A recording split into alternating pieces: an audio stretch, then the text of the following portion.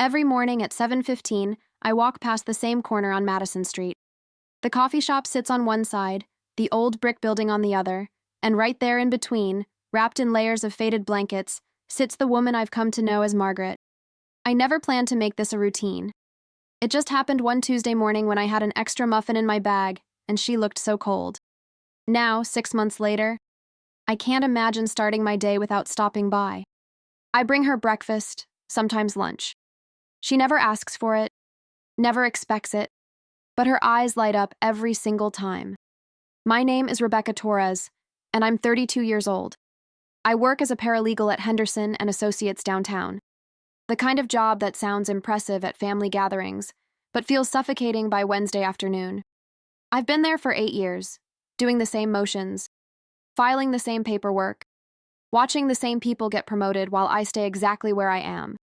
This morning feels different, though. There's a weight in the air, something I can't quite name.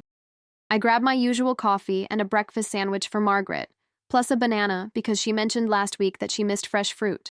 When I round the corner, she's there as always, but today she's sitting up straighter, her eyes tracking my approach with unusual intensity. Margaret must be in her 60s, though the streets have a way of adding years that aren't really there. Her hair is mostly gray, pulled back in a loose bun, and her hands are always moving, fidgeting with the edge of her blanket or arranging her few possessions. "Good morning, Margaret," I say, kneeling down to hand her the food. "I brought you something special today." She takes the bag, but instead of her usual thank you, her fingers wrap around my wrist. Not hard, not threatening, just firm enough to stop me from standing up. Her skin is rough and cold, but her grip is steady. "I know who you are," she says, her voice low and urgent. My heart does this weird stutter thing. "What do you mean?" "I'm Rebecca. I bring you breakfast, remember?" "No." Her eyes lock onto mine, and I see something there I've never noticed before. Intelligence. Sharp, clear intelligence. "I know who you really are. I know where you came from." I try to pull away gently, but she holds firm. "Margaret, I think maybe you're confused. It's cold this morning. Maybe we should get you somewhere warm. Listen to me." Her voice cracks slightly. "Your real name isn't Rebecca Torres, it's Rebecca Winters.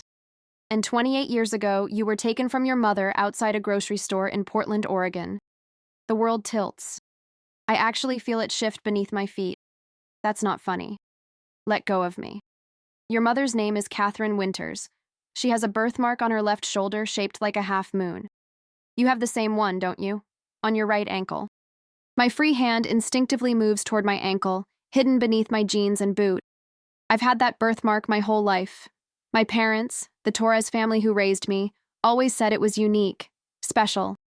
How could this homeless woman possibly know about it? "I don't understand what you're trying to do," I say, my voice shaking now. "My parents are Maria and Jose Torres. They live in Sacramento. I grew up in their house on Elm Street. I have photos, memories, a birth certificate." Margaret finally releases my wrist, but her gaze doesn't waver. "The birth certificate is fake. Good, but fake. I know because I helped create it." I stand up so fast I nearly drop my coffee. "You're crazy. I'm sorry, but you're confused or sick or something. I need to go." "Wait." She reaches into her blankets and pulls out something wrapped in plastic. "Before you go, take this. Don't open it here. Open it when you're alone, when you're ready to know the truth." Against every instinct screaming at me to run, I take the package. It's light, feels like papers maybe, photographs. "Why are you doing this?" "Because I made a mistake 28 years ago, and I've been trying to fix it ever since." Tears start rolling down her weathered cheeks. "Because seeing you every day, watching you bring me food and smile at me like I'm human, it broke something open inside me. I can't keep this secret anymore." I back away, clutching the package. "I have to go to work." "Rebecca." Her use of my name stops me. "When you're ready, come back. I'll tell you everything. But please, look at what's in that package. Your mother never stopped looking for you." I turn and walk away, my legs moving on autopilot. The whole way to the office, I feel the package burning through my bag like it's radioactive. Margaret's words echo in my head, competing with the memories I've always held as absolute truth. My childhood was normal, happy even. Maria and Jose were good parents, loving parents. They supported my dreams, paid for college, celebrated every small victory. We had birthday parties and family dinners and inside jokes. How could any of that be a lie? At my desk, I can't focus. The mortgage documents in front of me might as well be written in ancient Greek. My colleague Jennifer notices. "You okay?" she asks, leaning over the divider between our cubicles. "You look like you've seen a ghost." "Just didn't sleep well," I lie. The package sits in my bag under my desk, and I swear I can feel it pulling at me. Jennifer, who has been my closest friend at the firm for the past 5 years, studies my face. She's good at reading people, which makes her excellent at her job and sometimes annoying as a friend. "Rebecca, seriously, what's wrong? You're pale." "Can I ask you something hypothetical?" The words come out before I can stop them. "Sure. If someone told you that your entire life was based on a lie, would you want to know the truth?" Jennifer leans back, crossing her arms. That's a heavy hypothetical for 9:30 on a Thursday morning. "Are you asking for a friend or for you?" "For me. Maybe. I don't know." She comes around to my side of the cubicle and sits on the edge of my desk. "Then yes. I'd want to know. Living a lie, even a comfortable one, isn't really living. But that doesn't mean finding out the truth won't hurt like hell." I nod slowly, my hands trembling slightly as I reach for my coffee. "Thanks. Whatever this is about, I'm here if you need to talk." She squeezes my shoulder before heading back to her desk. The rest of the morning drags by in a haze. During my lunch break, instead of going to the sandwich shop like usual, I find myself walking to the park 3 blocks away. I sit on a bench far from anyone else, finally pulling the plastic-wrapped package from my bag. My hands shake as I unwrap it. Inside are several items: yellowed newspaper clippings, a few photographs, and a handwritten letter. The newspaper clippings are from September 1997. The headline makes my stomach drop. 4-year-old girl disappears from Portland grocery store parking lot. Below is a photo of a little girl with dark curly hair and a bright smile. She's wearing a yellow dress with sunflowers on it. I stare at that photo for a long time. The girl looks familiar in a way that makes my chest tight. Could that be me? I try to remember being 4 years old, try to grasp at any memory from before 5 or 6. But there's nothing solid there.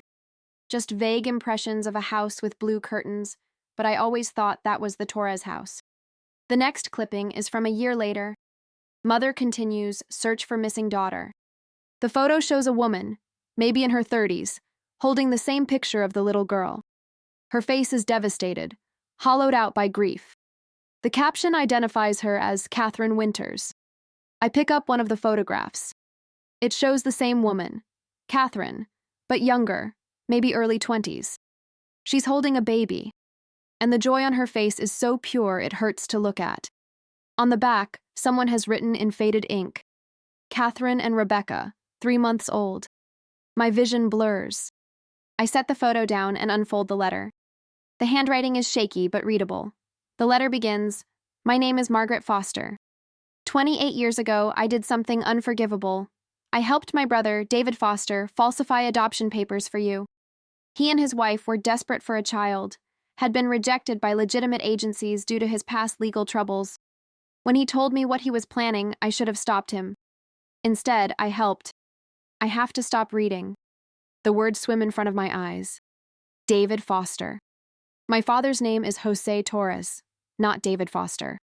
But even as I think it, something cold settles in my stomach. My father always went by Jose, but his legal documents sometimes had different names. I'd caught glimpses over the years and asked about it once. He said it was because of immigration paperwork complications, that he'd changed his name to make things easier. I forced myself to keep reading. Margaret's letter continues. I told myself I was helping create a family. Your parents, David and Linda, they renamed themselves. David became Jose Torres, Linda became Maria Torres. They moved from Portland to Sacramento and started over completely. I created a false birth certificate, helped them establish a whole new identity for you. For years, I convinced myself it was a good deed. They loved you, raised you well. That had to count for something, didn't it? But I could never forget Catherine Winters. I saw her on the news year after year, still searching for her daughter, still hoping. The guilt ate at me. I started drinking to cope, lost my job, my apartment, eventually everything. I've been on the streets for 12 years now, and I deserve every moment of it. When you started bringing me food 6 months ago, I didn't recognize you at first. Then one day, you mentioned something about growing up in Sacramento, and the timeline matched. I started really looking at you. You have Catherine's eyes, her smile, and when I saw that birthmark on your ankle that day you sat down and your pant leg rode up, I knew for certain. I debated telling you for months. What right do I have to destroy your world? But then I realized, keeping this secret is just another act of cowardice. You deserve to know who you are. Your real mother deserves to know you're alive and well. So here it is, the truth I've carried for almost 3 decades. If you want to find Catherine Winters, she still lives in Portland. I've kept track over the years, from a distance. She never remarried, never stopped looking for you. The last address I have is included with this letter. I can never undo what I did. I can never give back those lost years. But I can give you this choice: to know the truth or to walk away. Whatever you decide, I understand. I'm sorry doesn't begin to cover it, but I am. I'm so deeply, profoundly sorry. The letter ends there, followed by an address in Portland. I sit on that bench for over an hour, staring at these pieces of paper that are apparently my real history. Cars pass by, people walk past talking on phones or pushing strollers, and the whole world just keeps moving like it hasn't just stopped completely for me. My phone buzzes. It's a text from my mom. From Maria. The woman I've called Mom my whole life. Maria. Don't forget Sunday dinner this week. I'm making your favorite tamales. My throat closes up. How do I even process this? The parents I love, who I thought loved me unconditionally, they kidnapped me. They stole me from another mother who spent decades searching. Every birthday party, every graduation, every holiday was built on a foundation of lies and someone else's grief. But they did love me. That part feels true. You can't fake 28 years of love, can you? I call in sick for the afternoon, something I never do, and drive home to my apartment. Once inside, I spread all the papers out on my coffee table and really examine them. The more I look, the more I see the resemblance between myself and the woman in the photos. Catherine Winters has my nose, my jawline. The little girl in the yellow dress has the same dimple in her left cheek that I see in the mirror every day. I pull up my laptop and start searching. Catherine Winters, Portland, Oregon. There are dozens of results, news articles spanning decades, all chronicling her search for her missing daughter. There are photos of her at vigils, at press conferences, holding aged, progressed photos of what her daughter might look like. One article from just last year includes an interview. The reporter asks if she's given up hope after 27 years. Catherine's response is quoted, "I will never give up." Rebecca is out there somewhere. Maybe she doesn't remember me. Maybe she's been told I didn't want her. I don't know. But I want her. I have wanted her every single day since she was taken from me. If she ever finds her way back, I want her to know that I never stopped being her mother. I close my laptop and cry. Not delicate tears, but the kind of sobbing that racks your whole body. I cry for the mother who lost her daughter. I cry for the little girl who was stolen. I cry for the woman I am now, caught between two identities. And yes, I cry for the parents who raised me, because despite everything, I can't just switch off love like a light. Evening comes, and I still haven't moved from my couch. My phone has several missed calls from work, from Jennifer, from Maria. I can't face any of them yet. Instead, I do something I never thought I'd do. I book a flight to Portland for tomorrow morning. That night, I don't sleep. I pack a small bag, write and rewrite an email to my boss requesting family emergency leave, and stare at photos on my phone. There's one of me and Maria from last Christmas, both of us laughing at something my father said. We look happy. We were happy. How do you reconcile love with betrayal? How do you hold space for both the life you were given and the life you were stolen from? At 4 a.m, I finally send a text to Maria. Something's come up. I need to take a trip. I'll call you soon. Her response comes immediately, like she's been awake too. Is everything okay? Do you need help? Even now, she's trying to take care of me. The complexity of it all makes my head hurt. Me. I'm okay. Just something I need to handle. I love you. The words feel both true and like a lie. I do love her. But I'm also furious and heartbroken and so confused I can barely think straight. At 6 in the morning, I drive to Madison Street one more time before heading to the airport.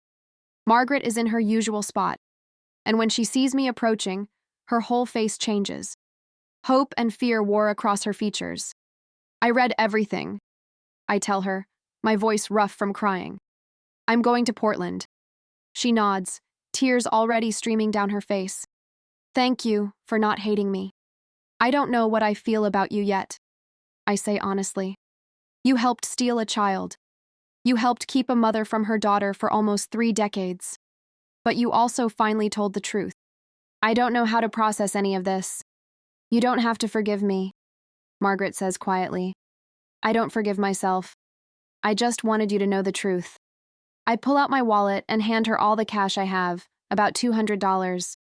Get a hotel room for a few nights. Eat real meals. When I get back, we need to talk more. There are things I'm going to need to understand. She takes the money with shaking hands. Will you tell me how it goes? Meeting her? Maybe. I don't know.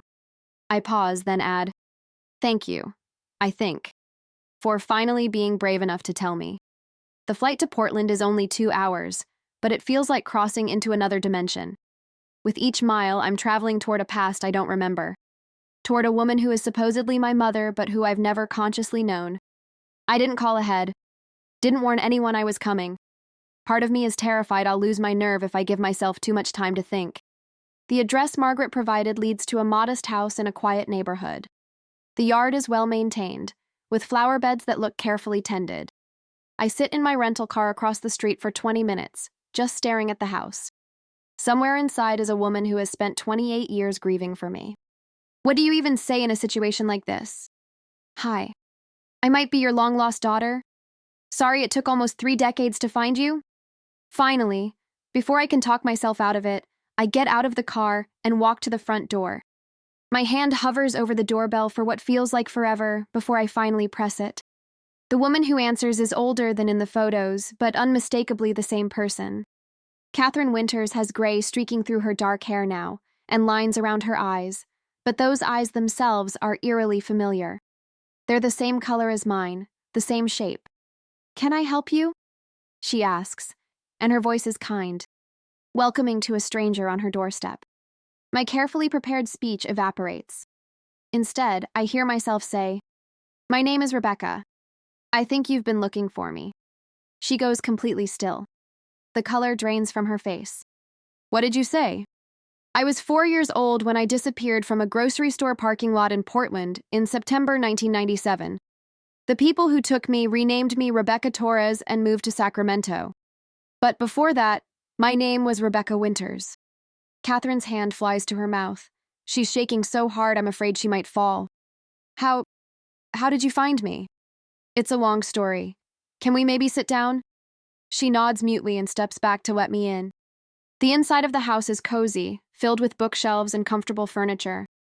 But what strikes me most are the photos. There are pictures everywhere of a little girl growing up. School photos that were never taken, birthday celebrations that never happened. Age progression photos showing what I might have looked like at 10, 15, 21. Catherine has been living with a ghost of me for 28 years. We sit in her living room, and I notice she's positioned herself at the edge of her seat, like she might need to run at any moment. I realize I'm doing the same thing. I don't know where to start, I admit. Show me the birthmark, Catherine says suddenly. The half moon on your right ankle. If you have it, I'll know. With trembling hands, I pull off my right boot and sock. The birthmark is there, exactly where it's always been. A small crescent moon-shaped mark, dark against my skin. Catherine makes a sound that's half laugh, half sob. It's you. Oh my God, it's really you. I've imagined this moment so many times, but I never actually believed it would happen. I didn't know, I say. And suddenly I'm crying too. I didn't know any of this until yesterday. I thought I was Rebecca Torres from Sacramento. I thought Maria and Jose were my parents. I thought my whole life was real. It was real, Catherine says, and she's inching closer now, like she wants to reach out but is afraid I'll bolt. Your experiences were real? Your feelings were real? They just weren't based on the truth. Tell me about before, I say. Tell me about who I was. So she does. Catherine tells me about the pregnancy, The difficult delivery, the overwhelming love she felt holding me for the first time. She tells me about my first word, which was apparently more, because I always wanted more food, more songs, more stories. She tells me about how I loved to dance, how I would spin in circles until I got dizzy and fell down laughing. You had this giggle, she says, smiling through tears. This incredible belly laugh that was completely contagious. I would do anything to make you laugh, just to hear that sound. What happened the day I was taken? Her face clouds over. We were at the grocery store. You were in the cart, happy as could be, helping me pick out apples. You wanted the red ones, not the green ones. I loaded everything in the car and turned to return the cart to the corral. It was literally 15 feet away. I could see you the whole time, or so I thought. But when I turned back, the car door was open and you were gone.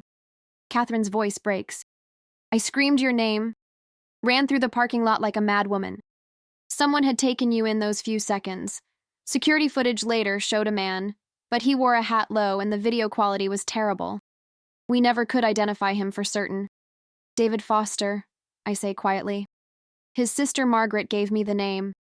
He's the man who raised me as Jose Torres. Catherine absorbs this information, her jaw clenching. Are they good to you? Did they hurt you? It's the question I've been dreading. No. They didn't hurt me. They loved me, actually. Gave me a good childhood, which makes this all so much more complicated. I don't know whether that makes it better or worse, Catherine admits. I'm glad you weren't hurt or abused. But they stole you. They stole 28 years of your life from me, and 28 years of my life from you. We sit in silence for a moment, both trying to navigate this impossible situation. I don't know how to be your daughter, I finally say. I don't remember being your daughter. I know. Catherine wipes her eyes. I don't expect you to immediately feel something you don't feel. I'm just so grateful you're here. That you're alive and well. That you found your way back to me. Margaret found her way back to me, I correct? She's the one who told me the truth. She's homeless now, been on the streets for years. The guilt destroyed her life. Good, Catherine says harshly, then immediately looks guilty. I'm sorry, that's a terrible thing to say. But she helped take my child. She helped keep you hidden for almost 3 decades. I know. Believe me, I'm angry too. At her, at David and Linda Foster, at the universe for letting this happen. But I'm also here because she finally told me the truth. Catherine studies my face, really looks at me for the first time since I arrived. You look so much like my mother, your grandmother. She passed away 5 years ago. Never stopped hoping she'd see you again. Tell me about her. So Catherine does. She tells me about my grandmother Eleanor, who apparently was fierce and funny and taught high school English for 40 years. She tells me about my grandfather who died before I was born, about aunts and uncles and cousins I never knew existed. There's a whole family that's been waiting for you, she says. People who never gave up hope. The weight of that is almost too much. I've been mourning the family I thought I had, not yet ready to think about the family I never knew. This is overwhelming, I admit. I came here because I needed to see you, to know if any of this was real. But I don't know what happens next. I have a life in Sacramento. I have a job and friends and the people I've called mom and dad my whole life. I understand, Catherine says, though I can see the fear in her eyes that I might disappear again. I don't want to pressure you or make demands. I just want to know you, however that looks, whatever pace works for you. We talk for hours. She shows me photo albums from my first few years of life. There are pictures of me as a baby, as a toddler, birthday parties I don't remember. She shows me videos too. There's one of me at 2 years old dancing to music. And Catherine was right about the laugh. It's big and joyful and uninhibited. I wish I could remember, I say, watching a version of myself I don't recognize. I wish I could remember you, remember this house, remember being her. Maybe you will, Catherine says. Sometimes memories come back in unexpected ways, but even if they don't, we can make new ones. Before I leave that evening, she asks if she can hug me. I say yes, and when she wraps her arms around me, something strange happens. There's a smell, something floral and warm, and for just a second, I feel 4 years old and safe. It's gone as quickly as it came, but it leaves me shaken. Your perfume, I say when we pull apart. What is it? Lavender and vanilla. I've worn the same scent for 35 years. Why? I think I remember it. Just for a second, but I think I remember. Catherine's face transforms with joy and pain all at once. You used to call it Mommy's flower smell. I drive back to my hotel in a daze. My phone has been on silent all day, and when I check it, there are 17 missed calls and 32 texts. Most from Maria, increasingly frantic, a few from my father, several from Jennifer. Jennifer, where are you? Your boss is freaking out. Jennifer, seriously, call me. I'm worried. Jennifer, Rebecca, if you don't respond in an hour, I'm calling the police. I call her first. Thank God, she answers immediately. What is happening? You disappeared and no one's heard from you all day. I'm in Portland, I say. Remember that hypothetical question I asked you? About wanting to know if your life was a lie? It wasn't hypothetical. I found out yesterday that I was kidnapped when I was 4. The parents I grew up with aren't my real parents. I just spent the day with my biological mother. There's a long silence on the other end. Then, holy shit. Yeah. Are you okay? That's a stupid question. Of course you're not okay. What do you need? I don't know. I need time to process. I need the world to stop spinning for a minute so I can catch my breath. Do you want me to come there? Jennifer offers. I can get on a flight tonight. No, but thank you. I think I need to do this part alone. I pause. Can you call my boss and explain that I'm dealing with a family emergency? Tell them I'll be back next week. Of course. But Rebecca, you need to call your parents. Your Sacramento parents, I mean. Maria has called the office 3 times looking for you. She's terrified. After we hang up, I stare at my phone for a long time. I need to call Maria and Jose, need to confront them about the lies. But I'm not ready. Not yet. Instead, I call Catherine back. I know it's late, I say when she answers, but can I come back over? I'm not ready to be alone yet. Yes, she says immediately. Yes, please come back. I spend that night at Catherine's house. We stay up until 3 in the morning, her telling me stories about my early childhood, me telling her about growing up in Sacramento. It's strange and awkward and profound all at once. What are you going to do? She asks as we're both finally getting ready for bed. About the Fosters? I don't know. Part of me wants to never speak to them again. But another part of me remembers every good moment, every time they comforted me or celebrated with me or just loved me. They did love you, Catherine says, and I can tell how hard it is for her to acknowledge that. But they also committed a terrible crime. Those 2 things can both be true. Over the next 3 days, I split my time between Catherine's house and walking around Portland, trying to jar loose any memories that might be hiding in my subconscious. Catherine takes me to places we used to go. A park where she says I loved the swings, an ice cream shop that was my favorite, the grocery store where I was taken. Standing in that parking lot is surreal. I'm looking at the spot where my whole life changed, where one reality ended and another began, and I feel absolutely nothing. No memory, no recognition, just an ordinary parking lot. I'm sorry, I tell Catherine. I wish I could remember more. Stop apologizing, she says gently. You were 4 years old. It's not your fault you don't remember. On the 4th day, I finally call Maria. My hands shake as I press the button, and my heart is racing. Rebecca? She answers before the first ring finishes. Oh, thank God. Where are you? What's happening? Are you hurt? I'm fine, I say, my voice flat. I'm in Portland. Portland? Why? What's in Portland? My mother. There's absolute silence on the other end. It stretches so long, I check to make sure the call hasn't dropped. Maria, I say. I know everything. A woman named Margaret Foster told me what you and David did. I know I was taken from a grocery store parking lot when I was 4. I know you changed your names and created fake documents. I know my real name is Rebecca Winters and that my mother never stopped looking for me. I hear her breathing, quick and shallow. Then softly, she says, I'm so sorry. Sorry? The word comes out sharp. You kidnapped me. You stole me from my mother and lied to me for 28 years. Sorry doesn't even begin to cover what you did. I know. Her voice breaks. I know, and you're right to be furious. But Rebecca, please understand. We were desperate. We wanted a child so badly, and the system kept rejecting us because of your father's past. When he came home with you that day and told me what he'd done, I should have made him take you back. I should have called the police, but I looked at you, this beautiful little girl who was scared and confused, and I fell in love instantly. That doesn't make it okay, I say, tears streaming down my face now. No, it doesn't. Nothing makes it okay. We committed a crime. We hurt another mother beyond measure. We lied to you every day of your life. But I need you to know that we loved you. God, Rebecca, we loved you so much. You weren't stolen property to us. You were our daughter. I was someone else's daughter first, I counter. Catherine Winters spent 28 years searching for me.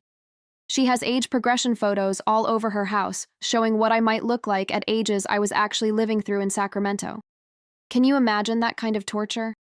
Knowing your child is out there somewhere but having no way to find her? Maria's crying openly now. I tried not to think about her. I knew if I thought about her too much, I wouldn't be able to do it. I wouldn't be able to be your mother. So I pushed her out of my mind and told myself you were always meant to be ours. How? I demand. How did you push away the knowledge that you were raising a stolen child? The same way people ignore a lot of things, she says quietly. Denial, justification, and time. After a few years, it started to feel like you had always been ours. The lie became the truth in our minds. Where's Dad? I ask. Where's David? He's here. He's been chain smoking in the garage for 4 days. Do you want to talk to him? Not yet. Maybe not ever. I don't know. Are you coming home? Maria asks, and there's so much hope and fear in her voice. Sacramento isn't my home, I say. I don't know what it is anymore. Maybe it never was. Please don't say that. Yes, we lied about where you came from, but everything else was real. The bedtime stories were real. The scraped knees we bandaged were real. The pride we felt at your graduations was real. Our love for you is real. I need time, I tell her. I need space to figure out who I am and what any of this means. Don't call me, don't show up here. When I'm ready, I'll reach out. Rebecca, please. I hang up. It feels cruel, but I can't handle her pain on top of my own right now.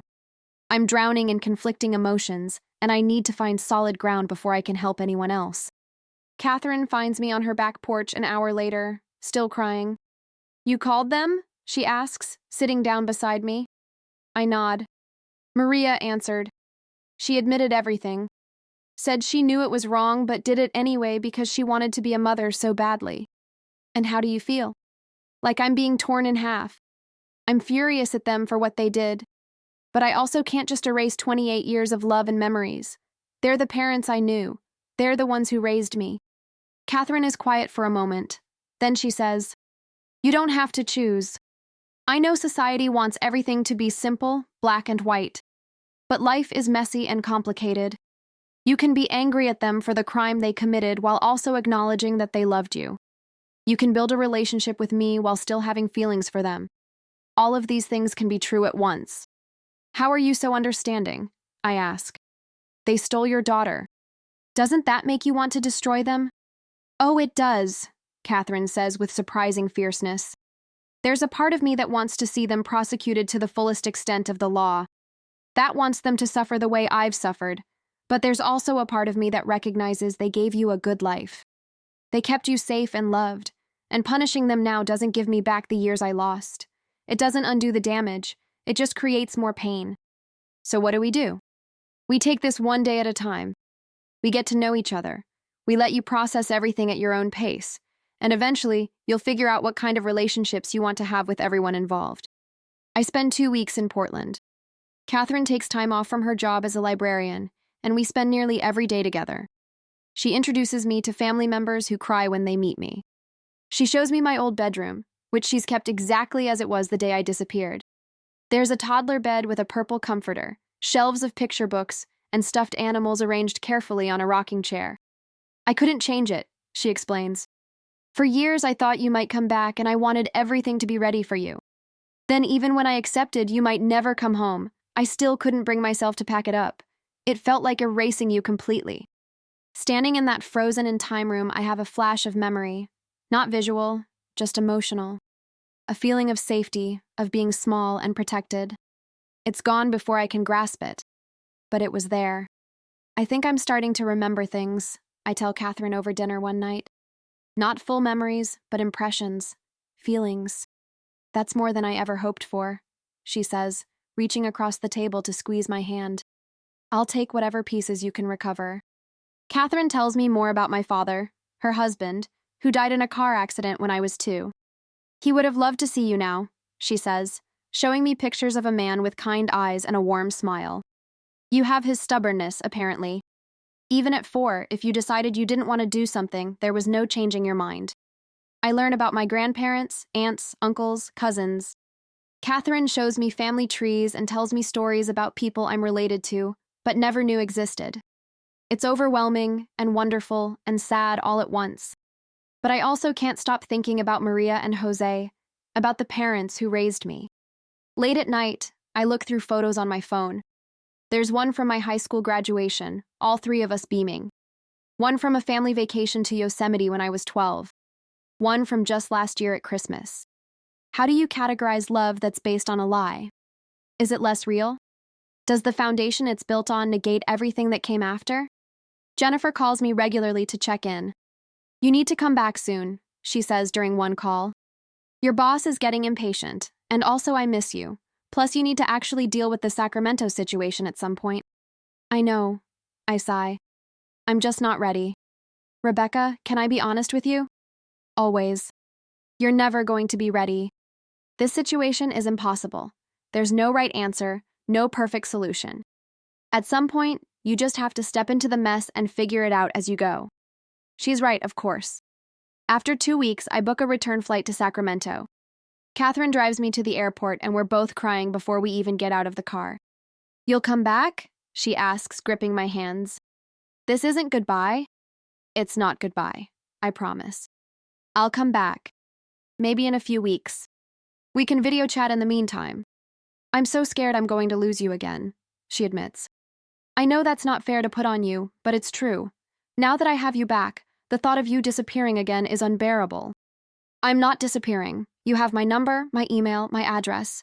I'm not a 4-year-old who can be carried away. I'm an adult who gets to choose, and I choose to have you in my life. We hug for a long time in the airport parking lot, both of us memorizing the feeling, the smell, the moment. The flight back to Sacramento is turbulent, which feels appropriate. My emotions are all over the place.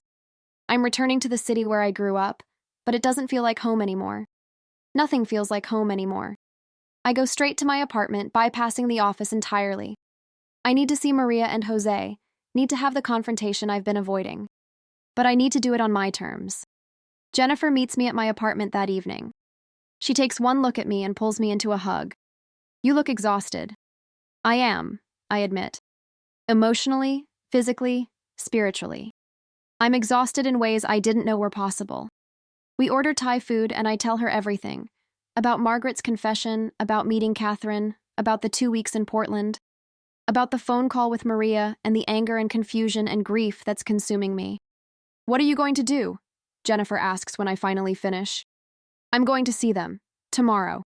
I need to look them in the face and figure out if I can ever forgive them. That night, I barely sleep. I run through 1,000 different conversations in my head, trying to prepare for something I can never really be prepared for. The next morning, I drive to the house on Elm Street, the house where I grew up. It looks exactly the same as always. The garden Maria tends so carefully is in full bloom. Jose's truck is in the driveway. It could be any Saturday from my childhood, except everything is completely different now. I sit in my car for 10 minutes before finally getting out and walking to the door. Before I can knock, it opens. Maria must have been watching for me. She looks terrible. Her eyes are red and swollen, her face drawn. She's lost weight. Rebecca, she breathes. You came. We need to talk, I say, my voice steady despite the storm inside me. She steps back to let me in. Jose is sitting at the kitchen table, and he looks even worse than Maria. He's aged 10 years in 2 weeks. When he sees me, he stands up quickly, then seems unsure what to do with himself. Mija, he starts, but I hold up my hand. Don't call me that. Not right now. He flinches like I've slapped him. We all sit down at the table, the same table where we've shared thousands of meals, and the silence is suffocating. I met her, I finally say. I met Catherine Winters, my mother. Maria's face crumples, but she doesn't say anything. She showed me pictures of me as a baby, videos of me dancing and laughing. She told me about my father who died, about my grandparents, about a whole family I never knew existed. She showed me my bedroom that she kept exactly as it was for 28 years, just in case I came home. Rebecca, Jose tries again. Do you have any idea what you did to her? My voice is rising now, anger breaking through the careful control. She spent almost 3 decades searching for me. She never remarried, never moved on, never gave up hope. You destroyed her life. We know, Maria says quietly. We know what we did was unforgivable. Then why did you do it? I demand. Why did you look at a 4-year-old child in a parking lot and decide to just take her? How did you live with yourselves? Jose finally speaks, his voice rough. I don't have a good answer. We wanted a child so badly, and I was angry at the system for rejecting us. I saw you standing there, and in that moment, I convinced myself I was saving you, that I could give you a better life than whatever you had. You weren't saving me, I say. I had a good life. I had a mother who loved me. You didn't rescue me from anything except the truth. You're right, he agrees. I told myself a lot of lies to justify what I did. I told myself your mother probably didn't care, that she probably wouldn't notice, that I was doing a good thing. But I knew. Deep down, I always knew I'd stolen you. Why didn't you ever tell me? I ask. In 28 years, you never thought I deserved to know the truth? Maria answers this time. At first, you were so young, we thought it didn't matter. Then you started school and we were afraid you'd tell someone. Then years passed and it seemed too late to tell you without destroying everything. Every year that went by made it harder to admit the truth. We got trapped in our own lies. You could have given me back, I say. When I was 5 or 6 or 10 or 15, you could have confessed and let me return to my real mother. We couldn't, Jose says, and there's anguish in his voice. We loved you too much by then. You were our daughter in every way that mattered to us. The thought of losing you was unbearable. So instead, Catherine lost me, I point out. Instead, I lost my entire identity. Instead, I spent 28 years not knowing who I really was. Your love doesn't justify what you did. We know, Maria says again. Rebecca, we know. If we could go back and change it, if we could undo the damage we caused, we would. But we can't. All we can do is tell you how sorry we are and hope that someday, maybe, you can find a way to forgive us. I don't know if I can, I admit. I look at you and I see the parents who raised me, who loved me, who were there for every important moment of my life. But I also see kidnappers. I see people who committed a terrible crime and then lied about it for decades. How do I reconcile those two versions of you? Maybe you don't, Jose suggests. Maybe we're just both of those things at the same time. We sit in silence for a long moment. The kitchen clock ticks loudly, marking time that can never be recovered. Tell me about the day you took me, I say. I want to hear your version. Jose looks at Maria, who nods slightly. Then he starts talking. We'd been rejected by the adoption agency again that morning. It was our 5th try, and I was so angry. I went for a drive to clear my head and ended up at that grocery store.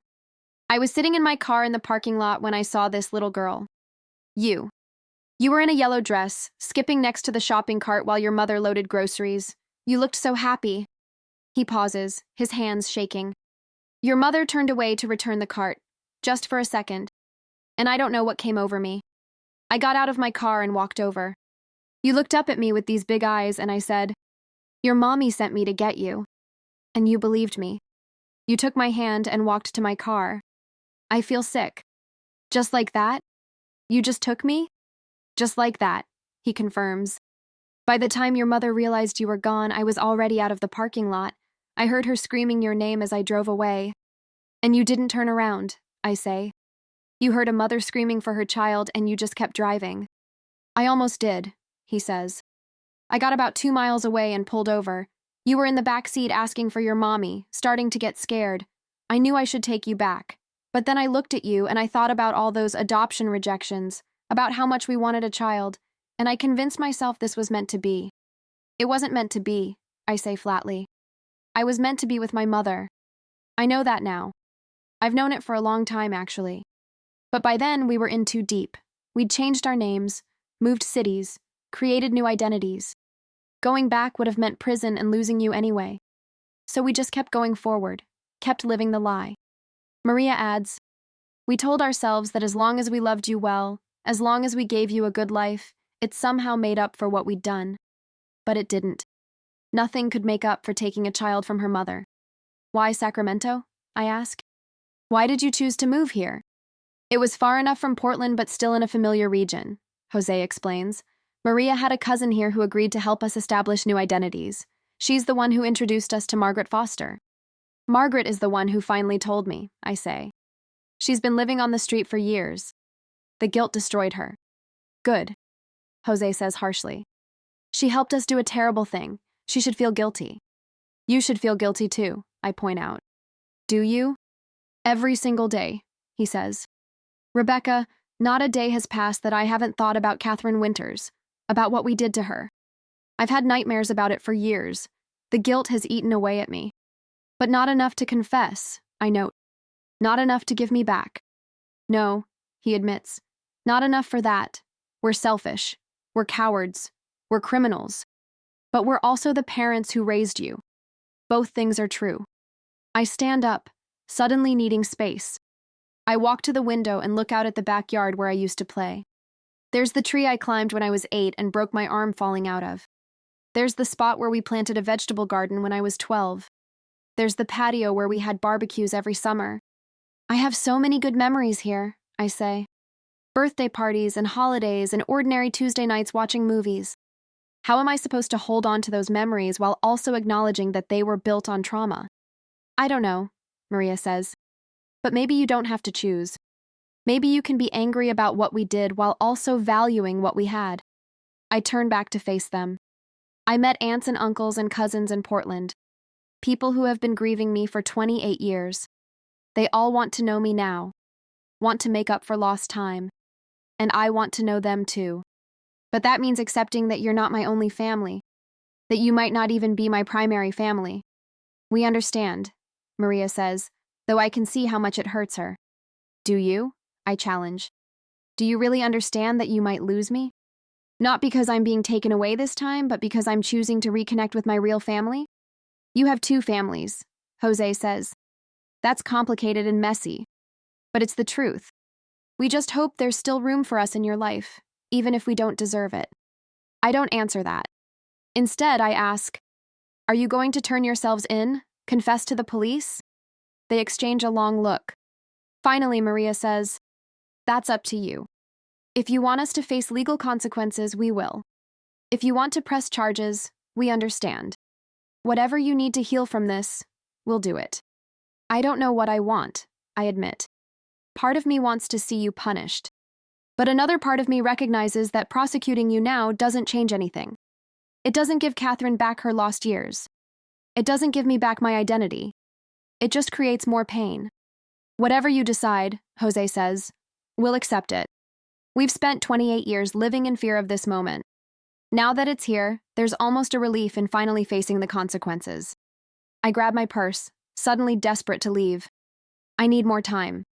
I can't make any decisions right now about our relationship or about legal consequences or about anything. I need space to process all of this. Take all the time you need, Maria says. We'll be here when you're ready. Will you? I ask. Or will you disappear again? Change your names and move to a new city? No, Jose says firmly. We're done running. We're done hiding. Whatever happens from here happens. I walk to the door, then pause. Without turning around, I say, for what it's worth, I did have a good childhood. You were good parents in a lot of ways. But that doesn't erase what you did or make it okay. I just thought you should know that I'm not denying the good parts even while I'm confronting the terrible truth underneath it all. I hear Maria start crying as I walk out the door. The weeks that follow are some of the hardest of my life. I go back to work but can barely focus. I start seeing a therapist who specializes in identity issues and trauma. I spend hours on the phone with Catherine, getting to know her, filling in the gaps of our lost years. I exchange occasional texts with Maria, brief and careful, neither of us quite knowing how to navigate this new dynamic. I don't tell many people the truth, just Jennifer and my therapist and a few close friends who I trust to keep the secret. Everyone else just knows I found some long-lost family members, and I'm working through complicated feelings about it. Margaret is the one person besides Catherine and the Fosters who knows everything. I visit her every week, bringing food like I used to, but now we talk. Really talk. "Why did you wait so long to tell me?" I ask her one day. "Cowardice," she says simply. And then later, when I finally worked up the courage, I had to find the right moment. "I needed you to trust me enough to at least listen. Do you think you'll ever get off the streets?" She shrugs. "Maybe. The money you've been giving me has helped. I've been staying in a shelter some nights, seeing a doctor for the first time in years, but I'm not sure I deserve to have a better life after what I did." "Everyone deserves a chance at redemption," I tell her. "Even people who make terrible mistakes. You finally told the truth. That counts for something." "Does it really, though?" she asks. "Will telling the truth ever make up for helping steal a child?" "No," I admit. "But it's a start." 2 months after finding out the truth, I'm sitting in my apartment when my phone rings. It's Catherine. "I've been thinking," she says, "and I want you to know that I'm not going to press charges against the Fosters." I'm surprised. "You're not?" "No. What good would it do? They'd go to prison, sure, but that doesn't give me back the years I lost. It doesn't help you process all of this. It just creates more trauma and pain. I've spent 28 years consumed by grief and anger. I don't want to spend whatever time I have left consumed by vengeance. They committed a crime," I point out. "They deserve to be punished." "Maybe," Catherine says. "But punishment and justice aren't always the same thing. Right now, what I care about most is building a relationship with you. I don't want our connection to be overshadowed by a criminal trial and media circus." "That's generous of you." "It's selfish, actually," she says. "I'm choosing my relationship with you over everything else. If that means letting them escape legal consequences, so be it." After we hang up, I sit with this information. Catherine is giving me permission to have a relationship with both families. She's releasing me from the burden of choosing between justice for her and love for them. I call Maria that night. "Catherine isn't pressing charges," I tell her when she answers. There's a long silence. Then, "Why not? We deserve to be prosecuted." She says it won't change anything, that she'd rather focus on building a relationship with me than on punishing you. "That's more mercy than we deserve," Maria says quietly. "Yes, it is," I agree. "But I want you to understand something. Just because you're not going to prison doesn't mean everything is okay between us. I'm still angry, I'm still hurt. I still don't know if I can fully forgive you." "We understand," she says. "Rebecca, we don't expect forgiveness. We'll take whatever relationship you're willing to give us." Over the next few months, I slowly start rebuilding connections with everyone. I visit Catherine in Portland once a month. She visits me in Sacramento a few times. We video chat weekly. She meets Jennifer and some of my other friends. We're learning each other, figuring out how to be mother and daughter when we missed the foundational years.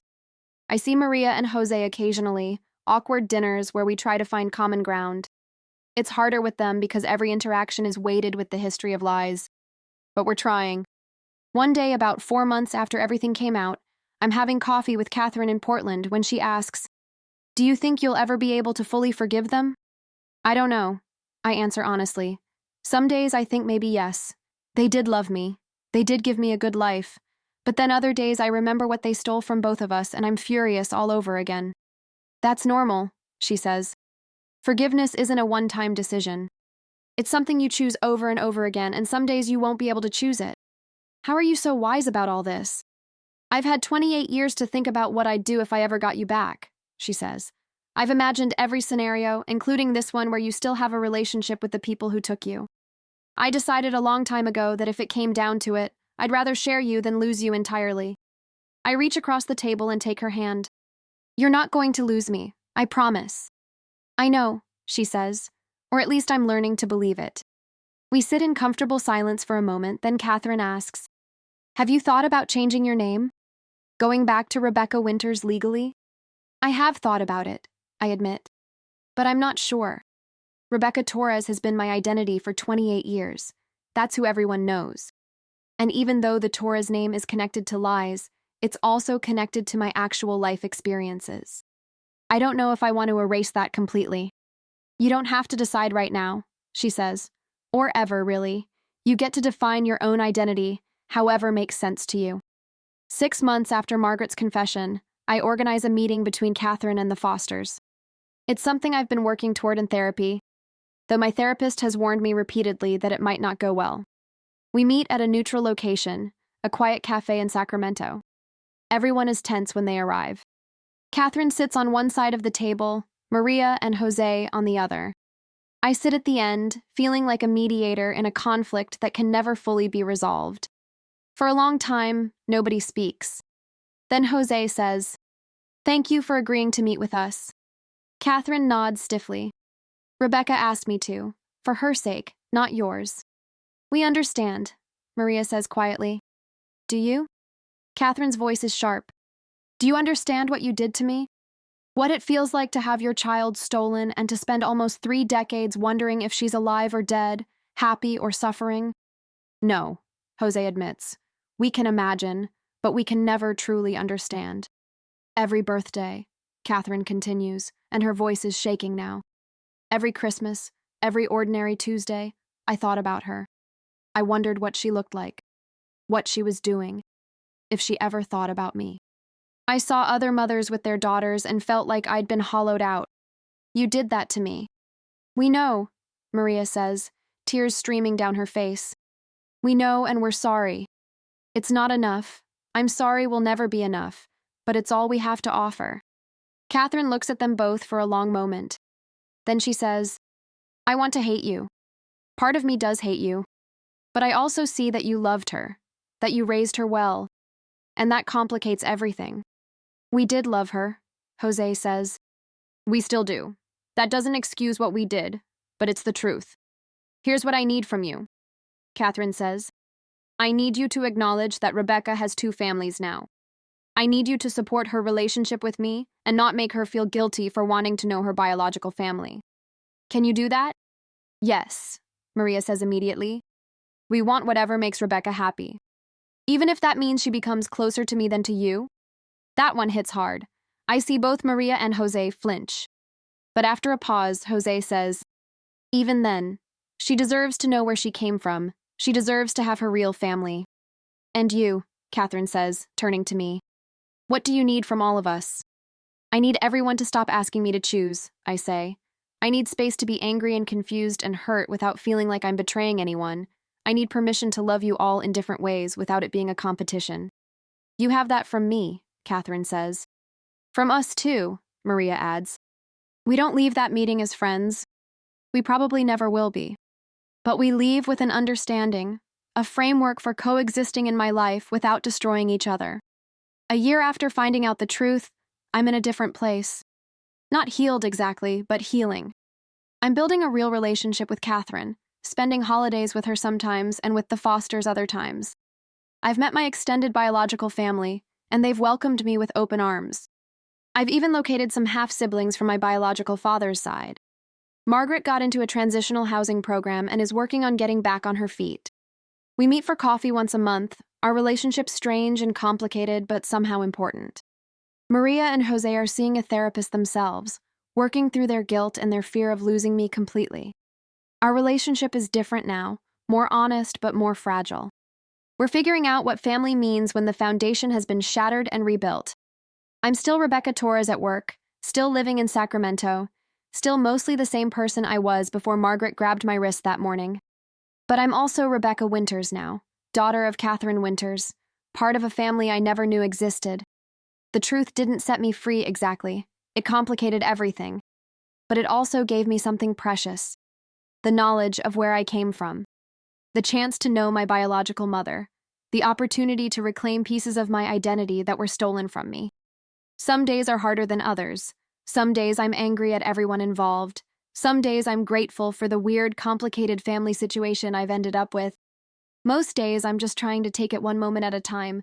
I'm standing on that same corner on Madison Street one morning, bringing breakfast to Margaret like I've done for over a year now.